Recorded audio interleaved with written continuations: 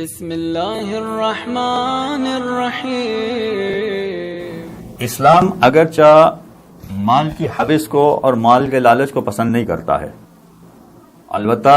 یہ ضرور ہے کہ مال جس کا بھی ہے اس کے مال کی حفاظت بہت کرتا ہے،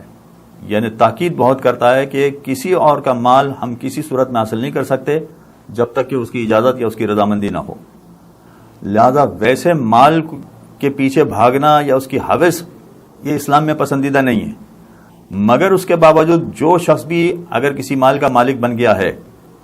چاہے وہ غریب آدمی ہے اور کسی مال کا مالک ہے، یا بہت ہی امیر آدمی ہے اور اس کا مال ہے، تب بھی ہم اس کے مال میں کسی طرح کا خردبد نہیں کر سکتے، اس کا مال استعمال نہیں کر سکتے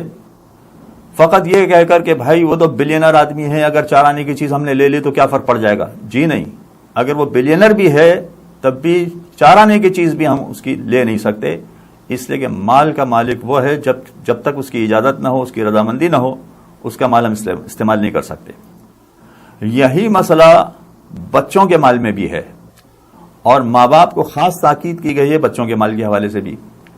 کہ بچوں کو جو پیسے ملیں گے، چاہے عیدی کے طور پر ملیں، گفٹ کے طور پر ملیں، کہیں سے انعامات کے طور پر ملیں، تو یہ سارا بچوں کا مال کہلائے گا،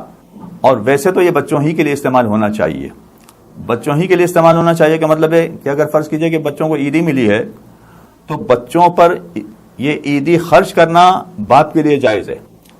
اختیارات اس سلسلے میں سارے باپ کے پاس ہیں یا دادا کے پاس ہیں، ماں کے پاس اختیارات نہیں ہیں۔ جب ماں کے پاس اختیارات نہیں ہیں تو یقیناً بھائیوں اور بہنوں کے پاس تو قطعاً اختیارات نہیں ہیں، چاہے وہ بڑے بہن بھائی ہیں۔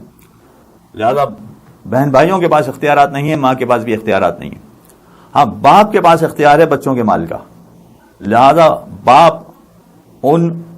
اموال کو یا اس پیسے کو بچوں ہی پر خرچ کرے گا، جیسے بچوں کی اسکول کی فیس ہے، بچوں کی دوائیاں ہیں، بچوں کے کپڑے ہیں، اور اسی طرح کی دیگر ضروریات جو بچوں کی ہیں، اس پر باپ بچوں کا پیسہ بچوں پر خرچ کر سکتا ہے، یعنی جس کا جو پیسہ ہے اس کو اسی پر خرچ کرے۔ باپ اگر چاہے تو ایک کام یہ کر سکتا ہے کہ وہ بچوں پر خرچ کرے، البتہ باپ کو یہ بھی اجازت دی گئی ہے کہ بچوں کا پیسہ اپنے پاس لے لے۔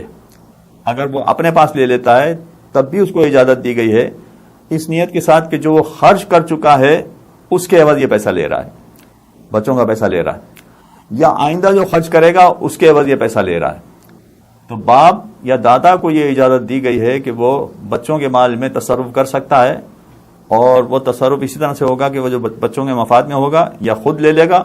جو ماضی کے اخراجات کو پیش نظر رکھتے ہوئے یا مستقبل کے اخراجات کو پیش نظر رکھتے ہوئے بطور معاوضہ لے لے گا۔ اب یہاں جو بچوں کا پیسہ اگر بچوں کے پاس رکھا جاتا ہے تو آیت اللہ سیستانی کے یہاں 1 سال گزر جانے کے بعد بچے کے اس پیسے پر، اس مال پر خمس دینا پڑے گا۔ اگرچہ بچوں کی ملکیت ہے مگر باپ کی ذمہ داری ہے کہ وہ بچوں کے مال میں سے خمس نکالے۔ لیکن اگر فرض کیجئے کہ باپ اپنی ملکیت میں لے لیتا ہے، بچے کا پیسہ اپنی ملکیت میں لے لیتا ہے، تو پھر بچے کے لیے خمس کا حساب کتاب رکھنے کی ضرورت نہیں پڑے گی،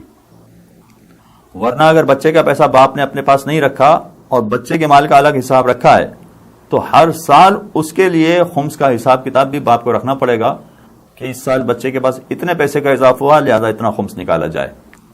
اور اگر فرض کیجئے کہ باپ یہ پیسے اپنے پاس لے لیتا ہے تو بچے کے پاس کچھ بھی نہیں بچا، لہذا سال کے آخر میں کوئی خمس نہیں دینا ہے۔ ہاں، باپ کو خمس دینا پڑے گا،